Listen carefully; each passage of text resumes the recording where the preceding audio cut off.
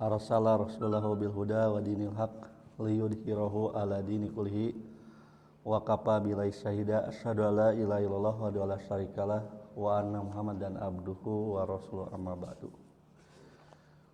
Baik, kita lanjutkan kajian syarah kitab Salasatil Usul. Kita memasuki halaman ke-6. Silakan dibuka. Yaitu kalimat i'lam rahimakallahu annahu yajibu alaina ta'alumu arba'i masaila.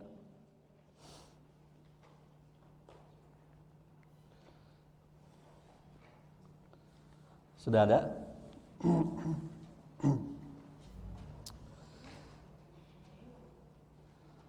Langsung dibaca asharhu ya, penjelasan arti daripada kalimat i'lam rahimakallahu annahu yajibu alaina ta'alumu arba'i masaila. I'lam itu artinya ketahuilah ya. Dan ini merupakan sigoh fi'il amri. Sigoh fi'il amr dari kalimat alima ya'lamu ilman. Adapun rahimakallahu ini jumlah i'tiradiyah ya. Bahasa kita adalah kalimat sisipan yang secara i'rab tidak ada kaitan antara kalimat sesudah dan sebelumnya. Sama dengan kalau kepada sahabat radhiyallahu anhu gitu, kepada Rasulullah sallallahu alaihi wasallam. Ini doa yang cukup indah ya dari penulis, yaitu Syekh Muhammad bin Abi Wahhab kepada pembaca. Katakanlah olehmu, wahai orang, semoga Allah merahmatimu. Apa yang harus diketahui yaitu annahu yajibu alaina ta'alumu arba'i masaila. Wajib atas kita mempelajari 4 persoalan atau 4 masalah. Jadi hukumnya wajib, dan ini kalau kita lihat tingkatan kewajibannya fardu ain. Fardu ain. Jadi tidak bisa diwakili oleh sekelompok orang, melainkan setiap muslim berkewajiban mempelajari 4 persoalan yang akan diulai oleh Syekh Muhammad bin Abi Wahhab. Nah, namun sebelum membahas apa persoalan 4 persoalan yang dimaksud, maka pengarang pemberi syarah yaitu Syekh Shalih bin Fauzan, Syekh Muhammad bin Shalih Al-Utsaimin ya, atau Syekh Ibnu Utsaimin rahimahullah menguraikan dulu kalimat i'lam gitu. Menguraikan dulu kalimat i'lam. Nah, nanti baru kita masuk kepada matannya. Apa yang maksud dengan perkara dimaksud. Nah, ini langsung saja kita baca ya. Qauluhu i'lam, dari kalimat i'lam ini lalu diurai. Karena kalimat i'lam diambil dari kalimat alima ya'lamu ilman, gitu kan. Artinya mengetahui gitu. I'lam, ketahuilah. Lalu diuraikan apa maksud ilmu, ketahui itu. Pengetahuan itu apa? Al-ilmu huwa idrakus syai'i ala ma huwa alaihi idrakan jaziman. Itu pengertian daripada ilmu yang diberikan oleh Syekh Muhammad bin Shalih Al-Utsaimin. Seingat saya beliau juga dalam usul fikih yang beliau tulis juga menguraikan hal yang sama ya. Karena pernah kita baca beliau mengarang kitab khusus tentang usul fikih, dan ini persis sama dengan apa yang diuraikan di dalam syarah Salasatil Usul. Wa ilmu secara pengertian terminologi menurut Syekh Muhammad bin Shalih Al-Utsaimin adalah idrakus syai'i ala ma huwa alaihi idrakan jaziman. Mengetahui sesuatu ya, ala ma huwa alaihi.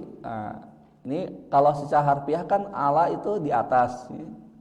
ma huwa alaihi yang dia ada padanya.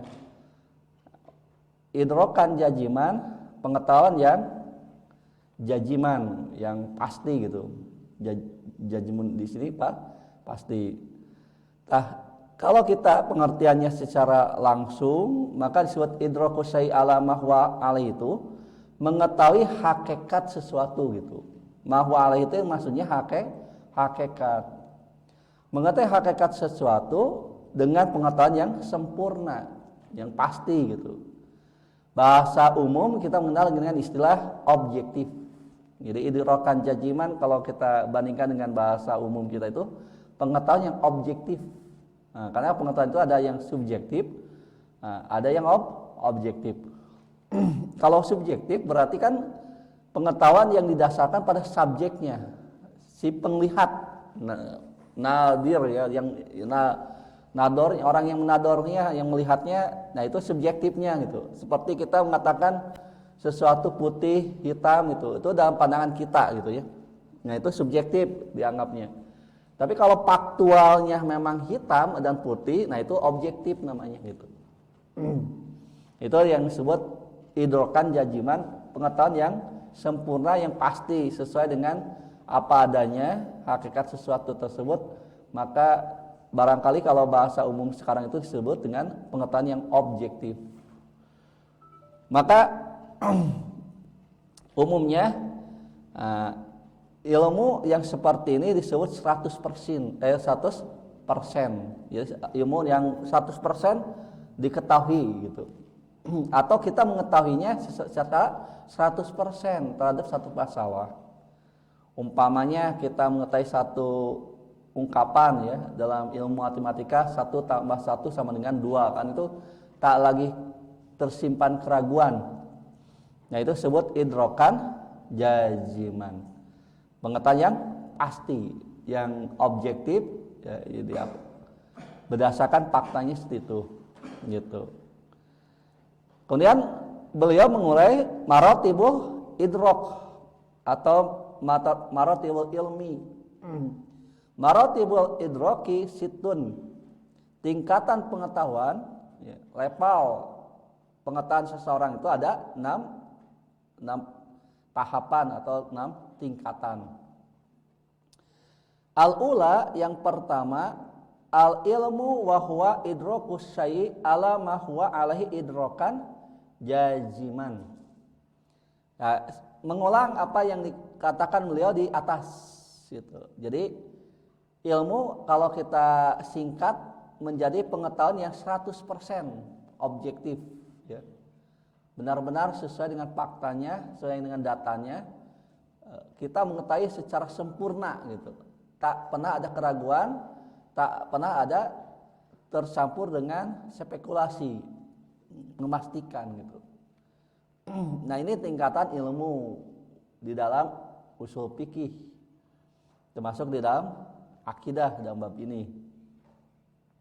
Jadi kalau kita yakin mengetahuinya, benar-benar mengetahui, itu disebutnya al-ilmu. Nah, kemudian lawan al-ilmu yang kedua langsung kepada lawannya, al-jahlu. As-saniyatu yang kedua ini langsung kepada kontra ya, yaitu lawan daripada al-ilmu, al-jahlu. Terus tetapi di sini al-jahlu itu dibagi dua sebetulnya. Nah, poin kedua dan poin ketiga. Kedua-duanya disebut al-jahlu. Al-jahlul basitu wahwa adamul idroki bil kulliyati. Al-jahlul basitu wahwa adamul idroki bil kulliyati. Bodoh basit. Basit itu kalau bahasa kita itu ya luas ya, terbentang gitu. Tapi dalam Al-Quran bastotan fil ilmi wa jismi kan artinya calon pemimpin itu harus bastotan fil ilmi wa jismi.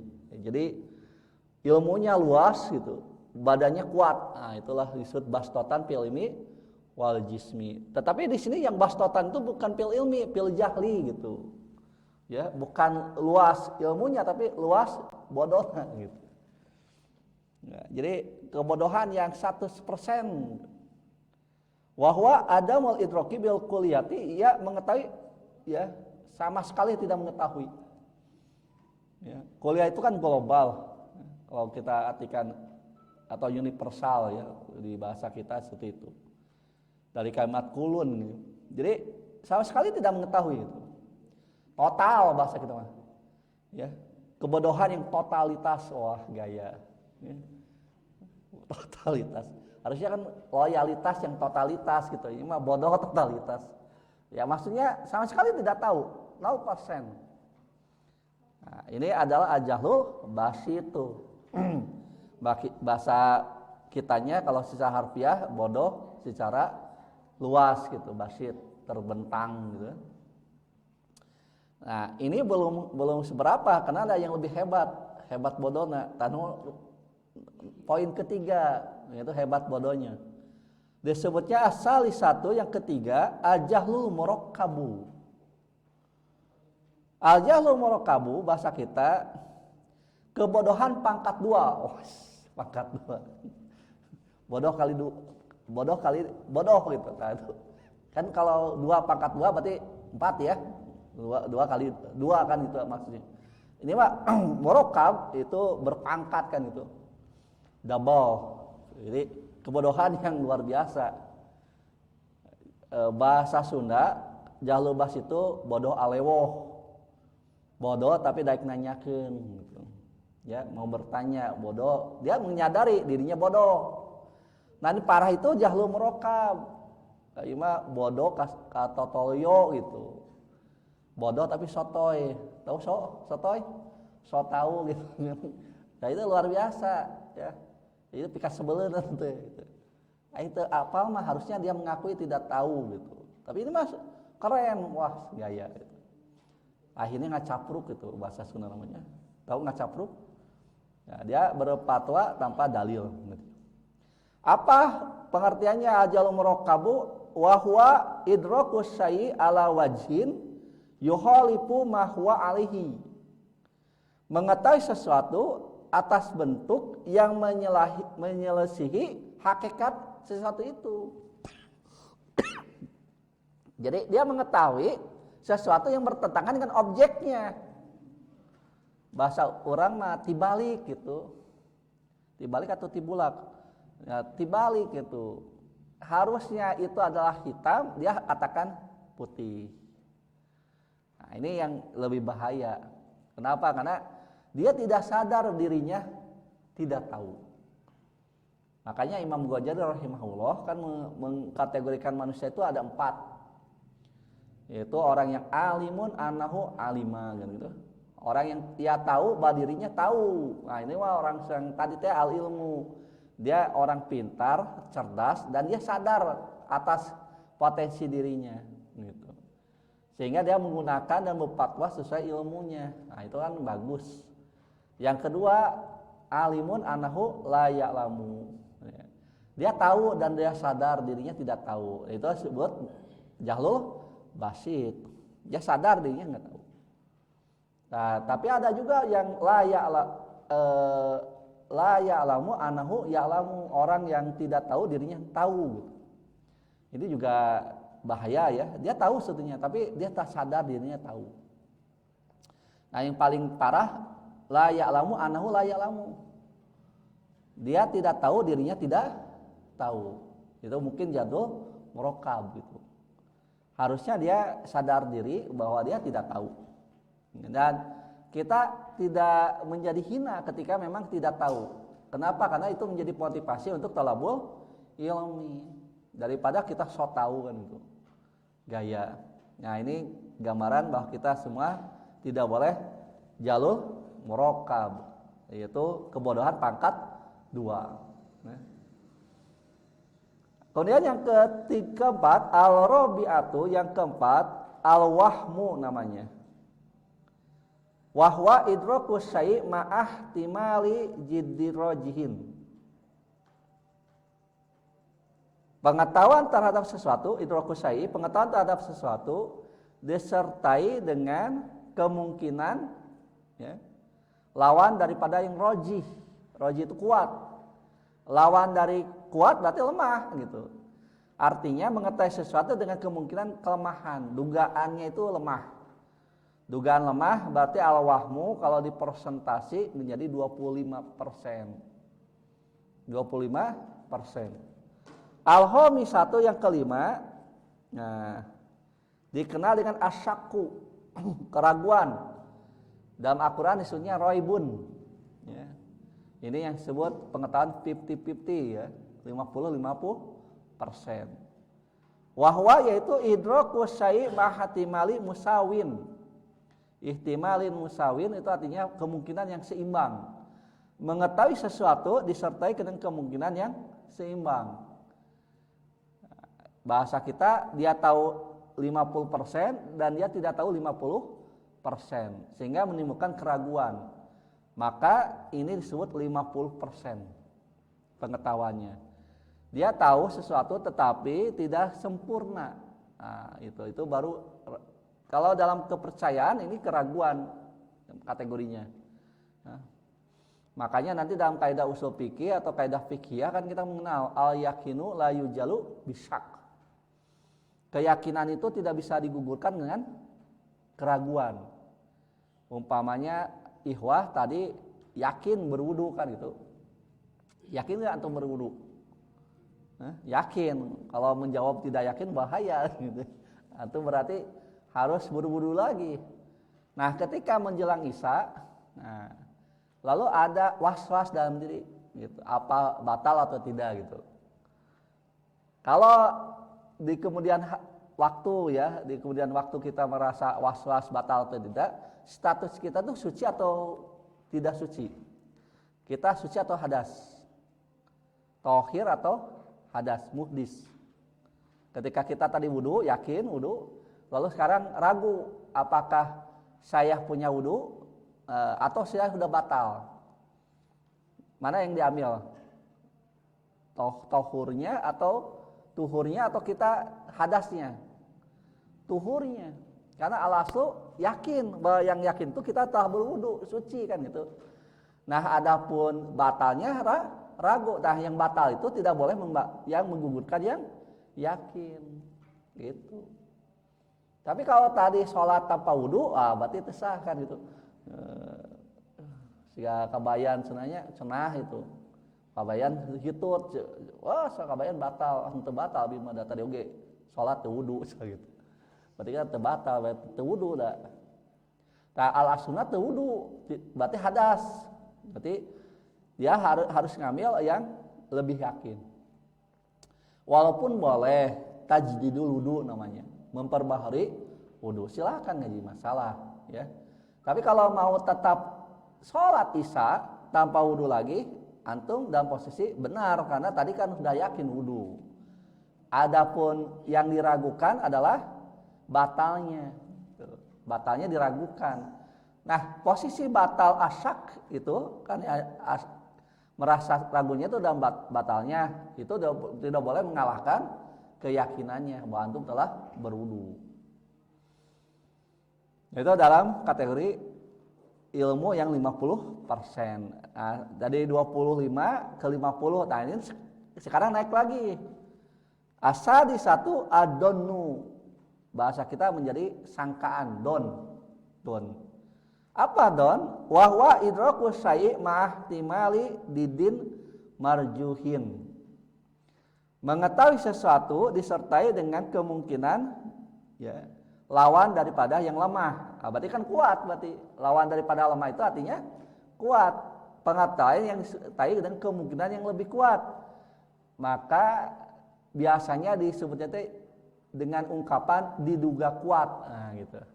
Diduga kuat. Nah, diduga kuat baru dugaan, bukan keyakinan, bukan ilmu, masih dugaan, tapi dugaan kuat. Maka kalau dipresentasi ini menjadi 75%. Di sisi inilah yang kemudian kita disuruh untuk menghindari don. Dalam surat Al-Hujurat kalau nggak salah ya. Ya ayyuhalladzina amanu apa? Ya ayyuhalladzina amanu an ijtanibu katsiran minal don. Inna ba'dadoni ismun. Gitu. Jadi Kita dianjurkan supaya untuk menjauhi don, sangkaan, yang dikenal dengan istilah dalam bahasa keseharian menjadi suudon.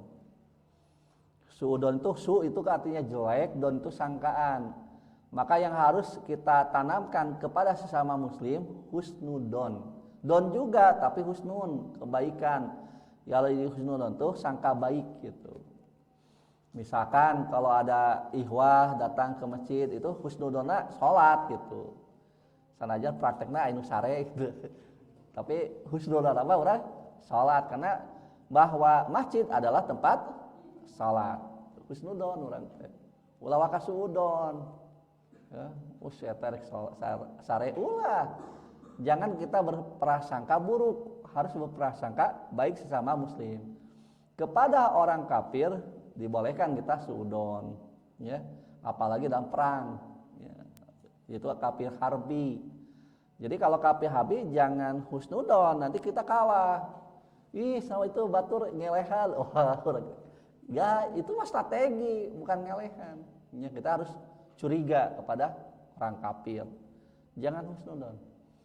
Bahasa umum namanya bahasa Sunda kan, dalam bahasa Sunda, maaf dari luar Sunda ya, luar Jawa Barat, dalam ungkapan kita kan saya pernah dengar, jadi kata pepatah kalau ningali maung ya, nemongkeun huntu lain ngajak seuri eta teh gitu. Itu kita erek naon sing, kalau lihat harimau memperlihatkan giginya itu jangan kita husnudon, itu saya ngajak seuri. Itu bukan ngajak tertawa, ngajak senyum, bukan. Itu artinya kita akan dimangsa gitu. Nah itu kepada musuh pun demikian, ya. Tetapi kepada kaum muslimin, iyakum wa donna fa inna donna aqdabul hadisi. Hati-hati dengan sudon, sebab sudon itu adalah seburuk-buruknya atau sedusta-dustanya omongan. Kalau curiga hanya dalam hati ya, curiga dalam hati. Kalau diungkapkan nanti timbul aspek hukum, husnudon atau suudon. Kalau dalam hati mungkin kita masih waspada, curiga gitu. Ya zaman kiwari itu kewaspadaan harus ditingkatkan memang. Namun jangan dulu suudon, artinya jangan dulu dituduh gitu. Waspada perlu. Ujuk-ujuk ada yang belum juga waktunya sholat datang ke masjid kan gitu. Ya kita husnudon dulu, tapi kita waspada. Ya, jadi waspada perlu, jangan langsung dituduh gitu, jangan dituduh. Gitu. Rek malingnya insyaallah. Ya, orang mau datang ke masjid langsung dituduh rek malingnya insyaallah. Itu kan tersinggung. Ya. Jangan, biarkan dulu. Tadi kalau sudah maling baru ya tangkap dan pukulin gitu. Ya, itu jangan juga dipukulin ya.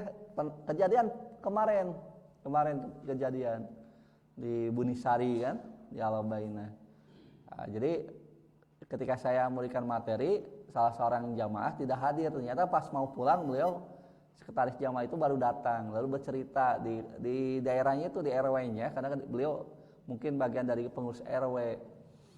Itu ada kejadian seorang yang sudah mau maling motor gitu. Jadi gerak-geriknya sudah ketahuan. Jadi si ininya apa? Kunci letter T ya. Tahu nggak kunci letter T? Ya, itu kunci serbaguna tuh ya. Dibebaskan nggak gitu. Mau dihidupkan, ternyata kepergok gitu. Setelah kepergok, hukum alam berlaku gitu, hukum riba. Ya itu bukan hukum suratullah, tapi hukum riba. Itu langsung dipukuli itu lalu di upload gitu, di video ya, di syuting, lalu di share. Nah itu jadi keluarganya marah, keluarga yang dipukulinya nuntut gitu. Nah, makanya kalau mau mukuli jangan di video gitu. Di video di-upload kan salah, nanti bisa kena hukum ya. Akhirnya damai gitu, antara yang punya motor dan ya yang malingnya.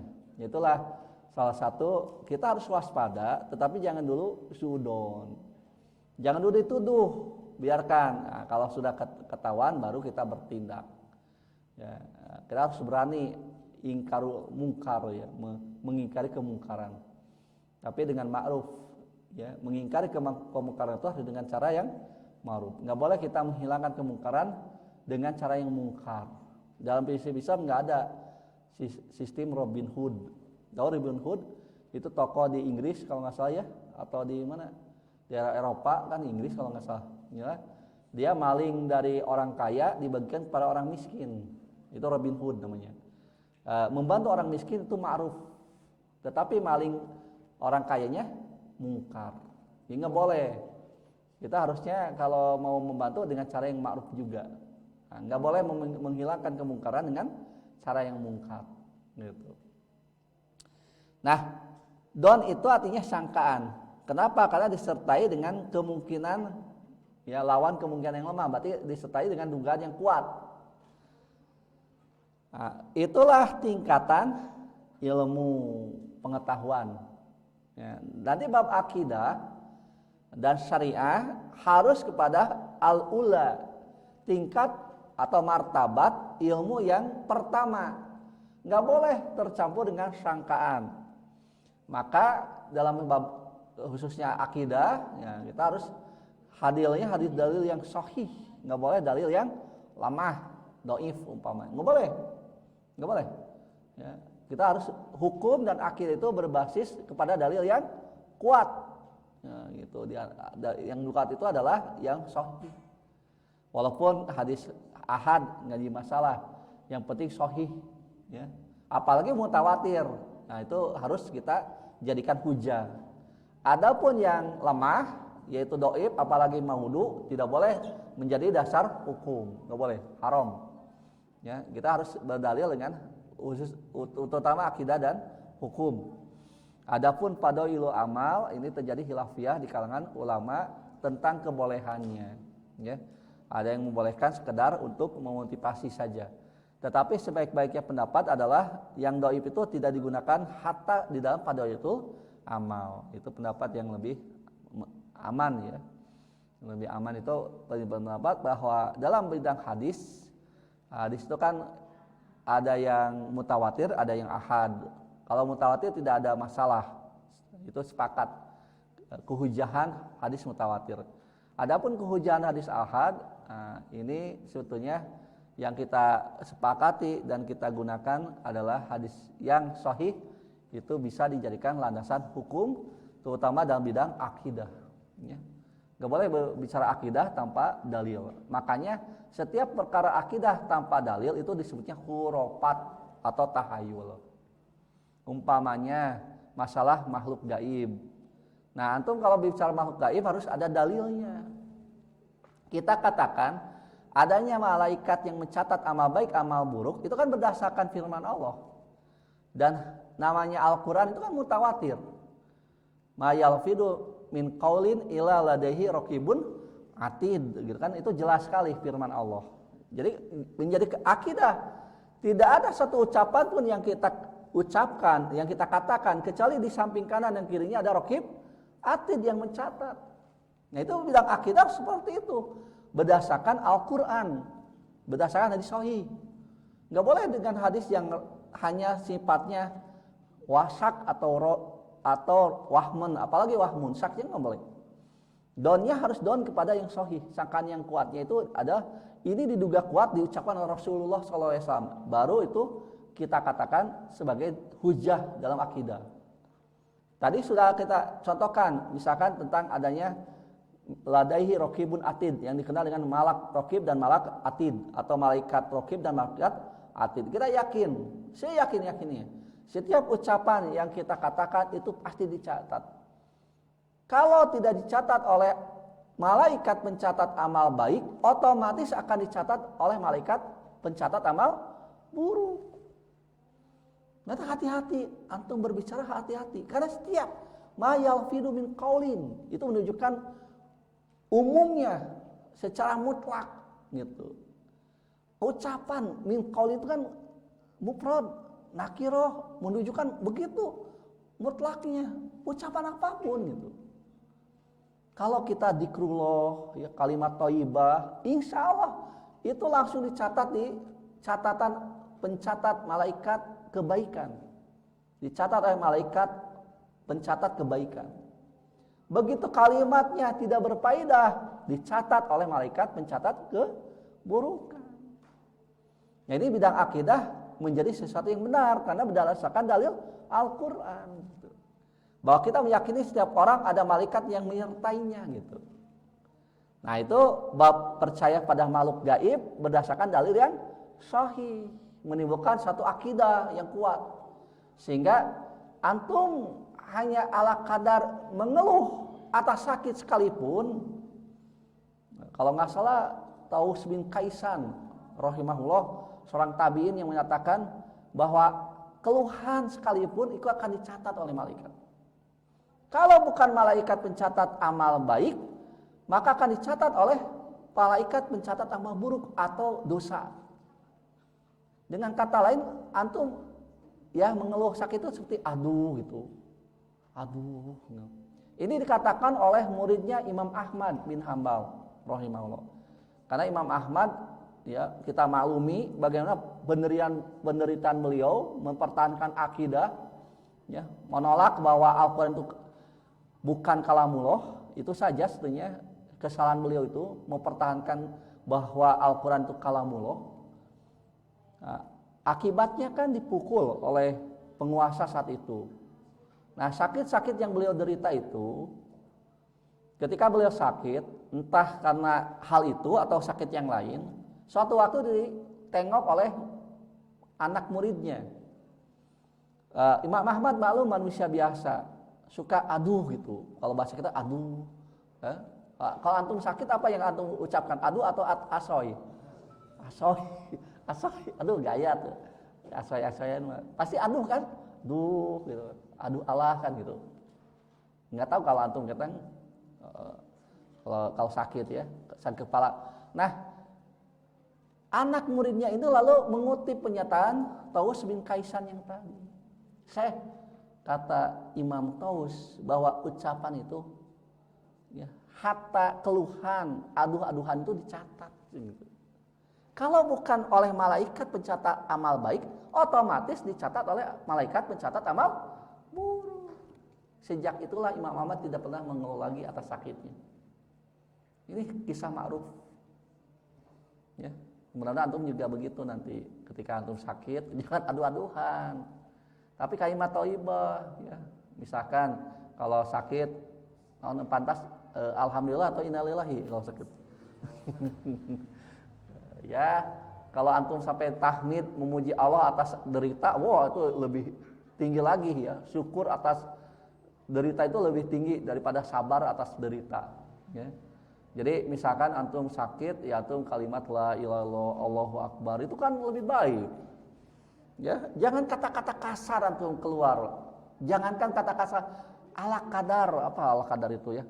Sekedar ucapan aduh saja antum mau dicatat oleh malaikat pencatat buruk. Nggak boleh aduh. Kalau bisa tahan. Nah, makanya Rasulullah SAW ketika ditinggal wafat oleh cucunya dari Zainab kalau nggak salah. Zainab itu putri Rasulullah SAW punya cucu. Saya lupa lagi nama cucunya itu. Ya, beliau kan meneteskan air mata. Termasuk ketika Ibrahim putra beliau meninggal, beliau kan meneteskan air mata. Lalu salah seorang sahabat, kalau tidak salah sahabat Abdurrahman bin Auf yang bertanya, ya Rasul, mahada apa ini gitu. Rasul menyatakan hadi rahmah. Ketika kita mengalami berita duka, kita menetes itu rahmat gitu.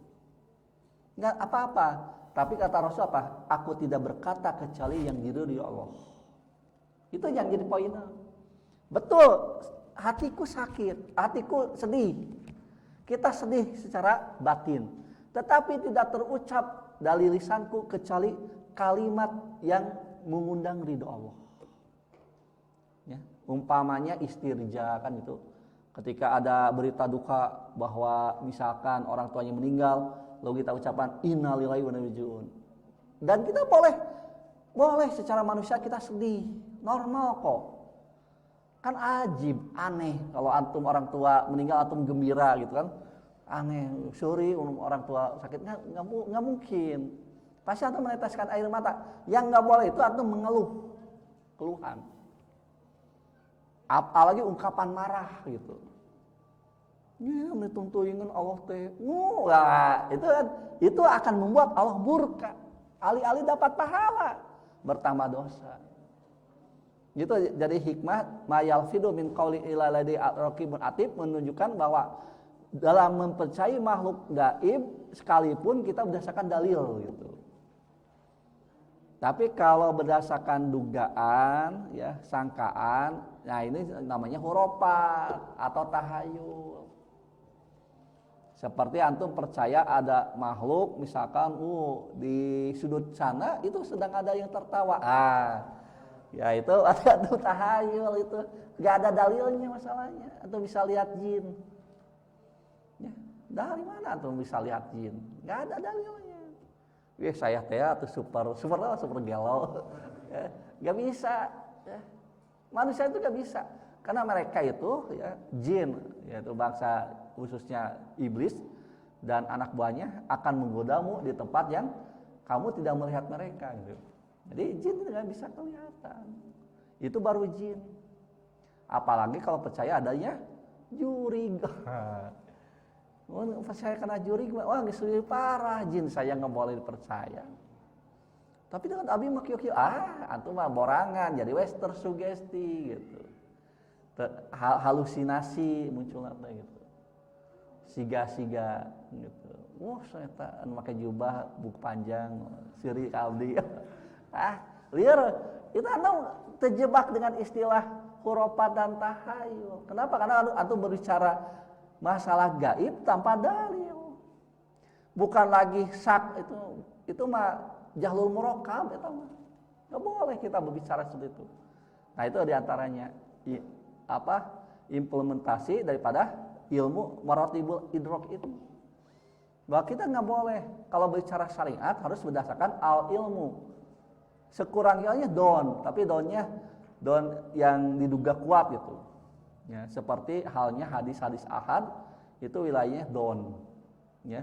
Makanya dalam ilmu hadis bedanya hadis dengan Quran itu kan kalau Quran itu ya, kan subutul wurud istilahnya subutul wurud datangnya Quran itu subut tetap yakin gitu.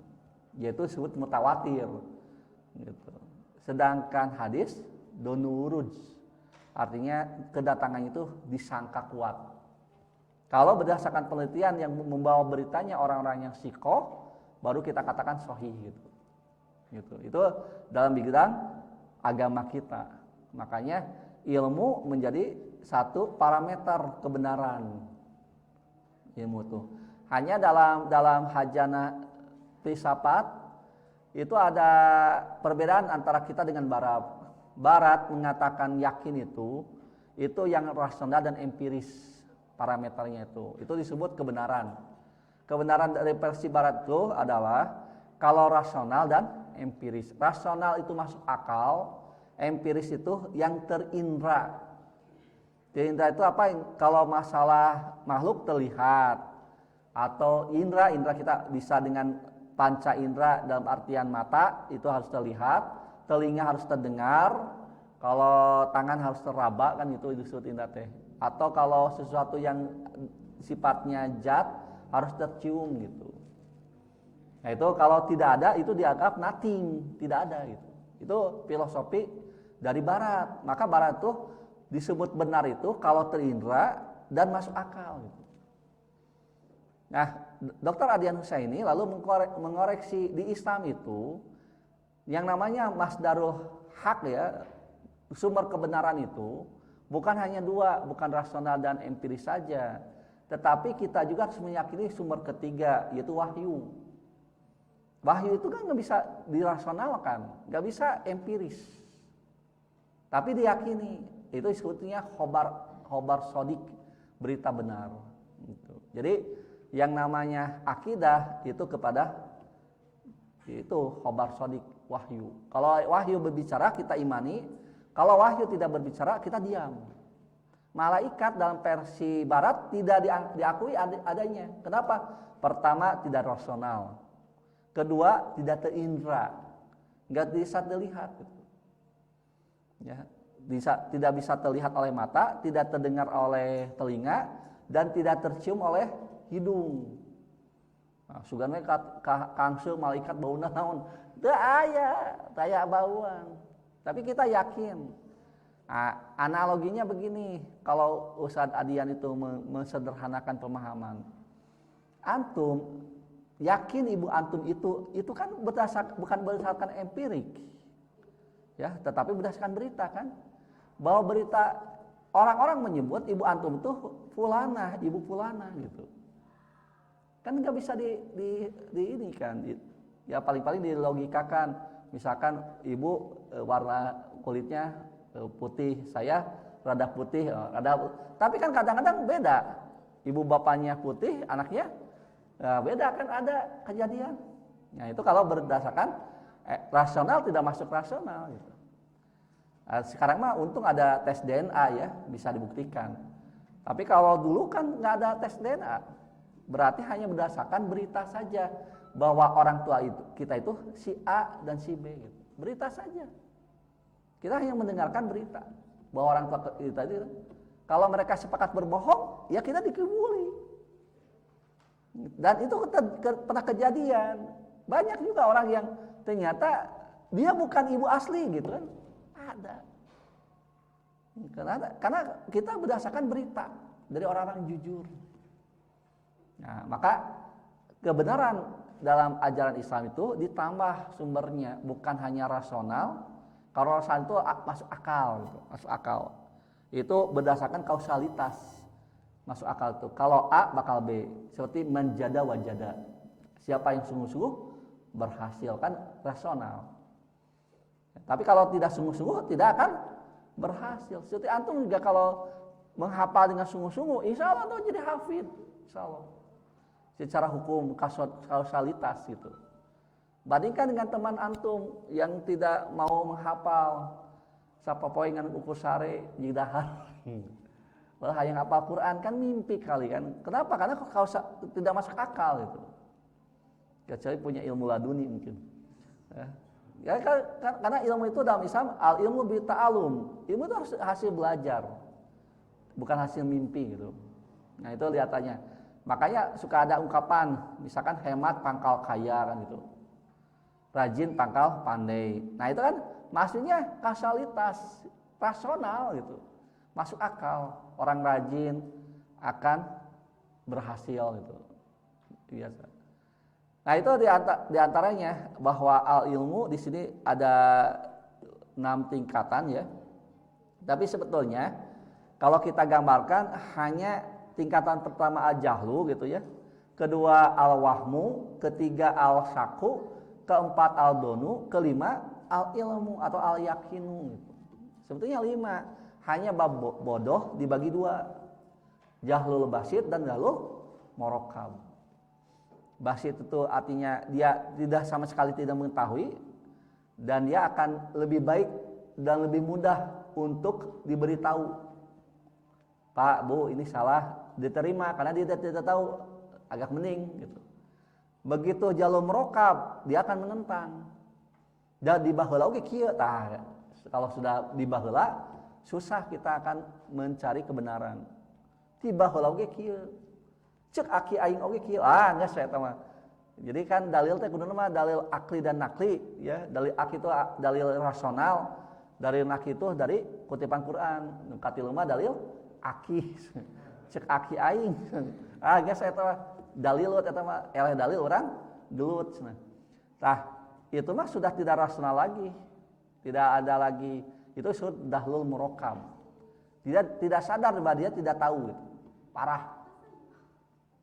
Nah, baru ke selanjutnya bab ilmu terbagi 2 ya. Bab ilmu terbagi 2. Ada ilmu doruri, ada ilmu nadori. Ini mah kepada sumbernya dalam meraih ilmu gitu.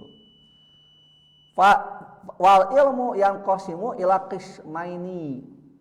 Ilmu itu terbagi dua lagi, dororin wa nadorin, atau bisa saja kita diistinafkan menjadi dororiyun wa nadoriyun. Kalau dia dianggap badal, ya dororin wa nadorin gitu.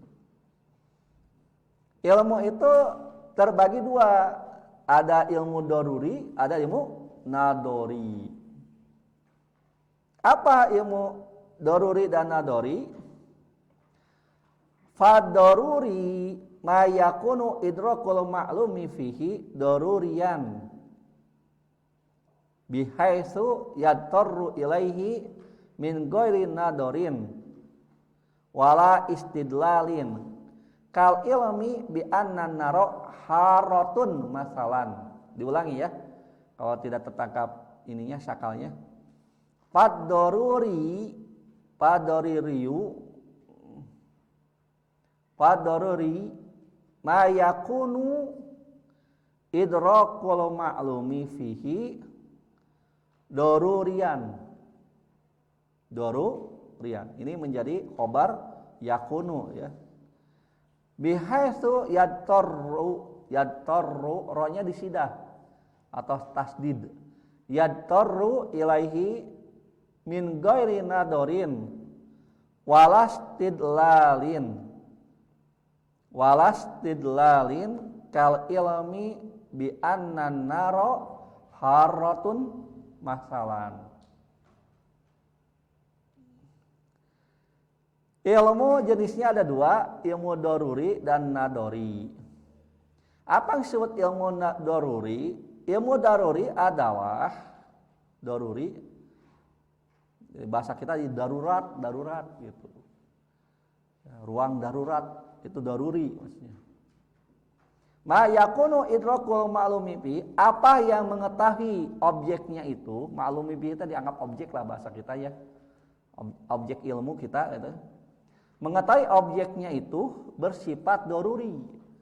Mengetahui objeknya itu bersifat doruri. Di atas butuh, kalau butuh sesungguhnya hajat ya, hajat itu disebut tujuh.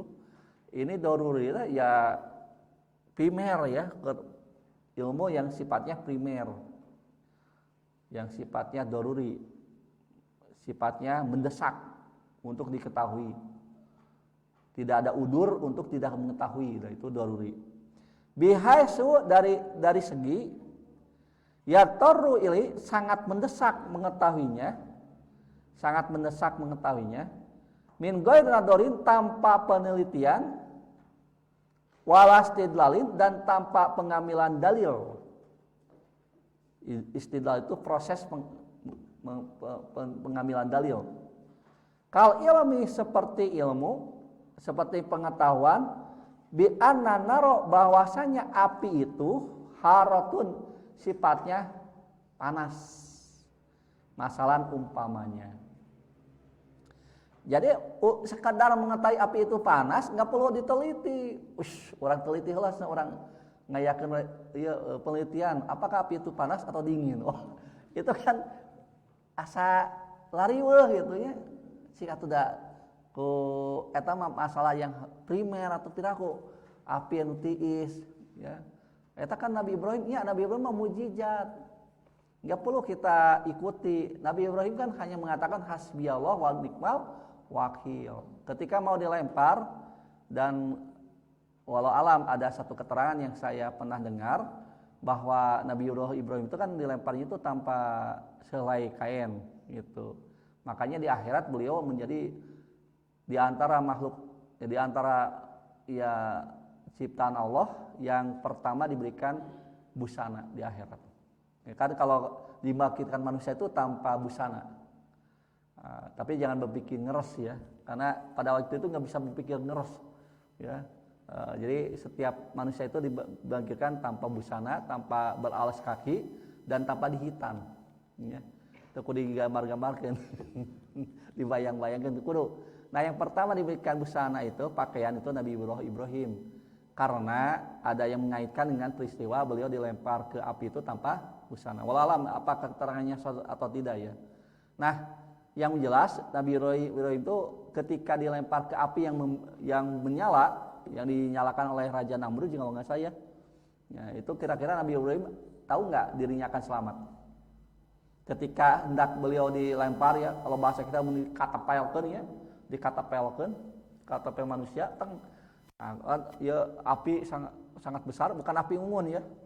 Api unggun mah sangat kecil. Sangat besar ngabebela bahasa Sunda ya, sangat besar. Nah, ketika Nabi Ibrahim dilempar itu, Nabi Ibrahim tahu nggak dirinya akan selamat? Tidak tahu. Tidak tahu atuh, kan ujian. Kalau sudah tahu mah tidak akan disebut ujian.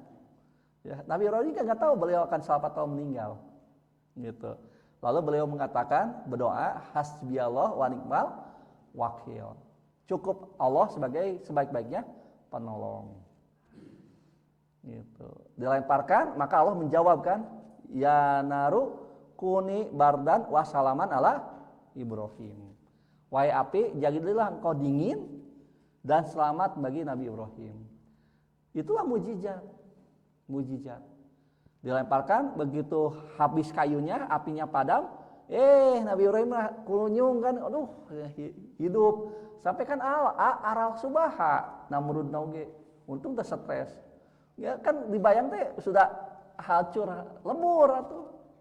Secara logika orang dilempar ke sana hancur.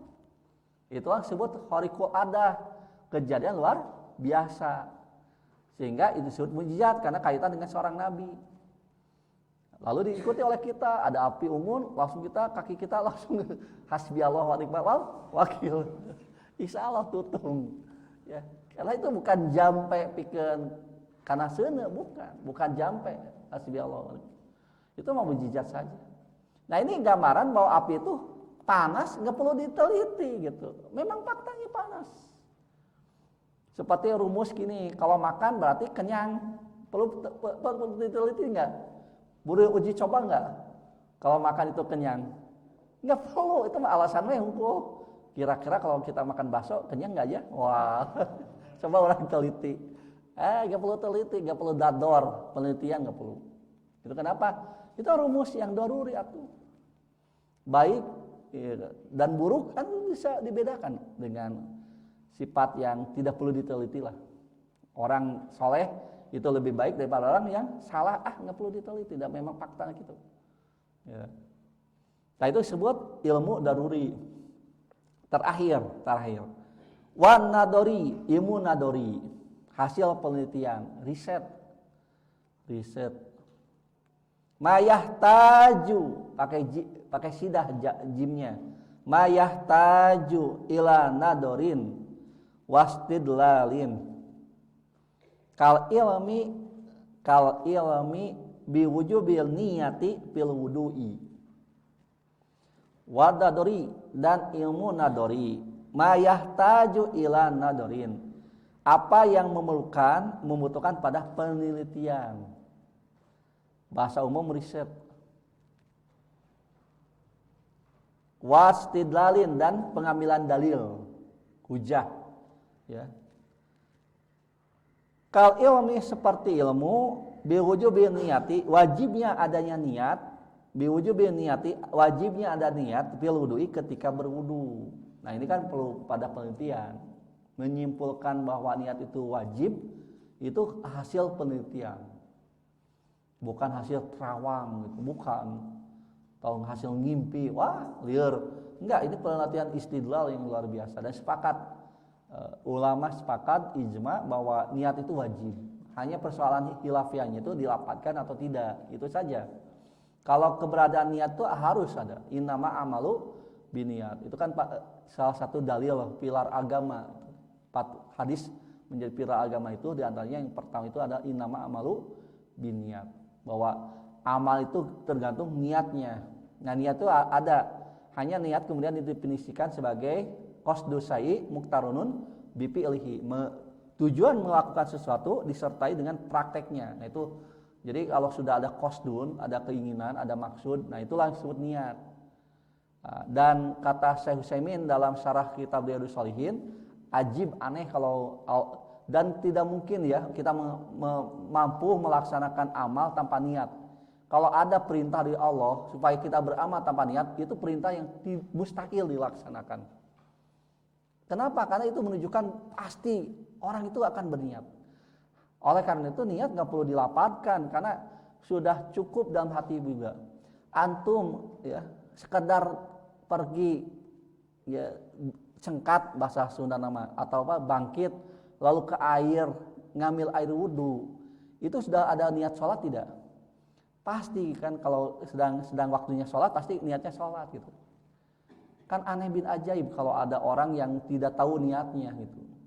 Begitu kita ketemu di jalan, bapak balik ke mana? Dukanya abdi teh balik ke mana? Wah, ini orang seperti ini layak dibawa ke Cisarua, ya SRJ, rumah sakit jiwa. Kenapa? Karena dia melakukan perkara yang tidak tahu. Itu kan niat ketika ditanya, Pak bade naon, bade ka pasar, niat eta teh. Jadi niat itu nggak perlu diucapkan karena masing-masing pasti punya niat. Antum juga punya niat kok. Antum aneh kalau nulisan dukanya abdi itu nulis naon. Abdi itu duka kenaon gitu. Wah, eta mah stres berarti. Ya. Kalau orang waras itu pasti punya niat. Gitu. Itu diantaranya ya. Jadi niat itu wajib dan setiap perkara pasti wajib. Yang wajibnya itu apa? Ikhlasnya. Wajibnya itu Pak ikhlasnya karena pasti orang punya niat. Yang wajib itu ikhlasnya, ikhlasun niat. Nah itu sudah bagian dari tauhid. Kalau antum niatnya tidak ikhlas, rusak amalnya kan gitu. Jadi bukan hanya sekedar bahwa niat itu wajib, tapi wajib ikhlas ketika wudu, wajib ikhlas ketika kita beribadah, itu maksudnya. Itu saja dulu ya untuk pertemuan hari ini, dianggap cukup. Mohon maaf atas segala kekurangannya, benarnya dari Allah dan Rasulnya, sedangkan salahnya dari saya yang menyampaikannya. Allahu minkum. Mudah-mudahan apa yang dijelaskan menjadi ilmu yang bermanfaat dan bekal kita menjalani kehidupan di dunia ini. Harapan kita adalah bahwa semua aktivitas ibadah kita dengan niat ikhlas karena Allah diterima sebagai amal soleh, dan kemudian juga menjadi salah satu bekal kita meraih ridho Allah dengan cara husnul khotimah di akhir hayat. Allahumma rabbana atina fid dunya hasanah wa fil akhirati hasanah wa qina adzabannar. Aqulu qouli hadza wa sallallahu wassalamualaikum warahmatullahi wabarakatuh.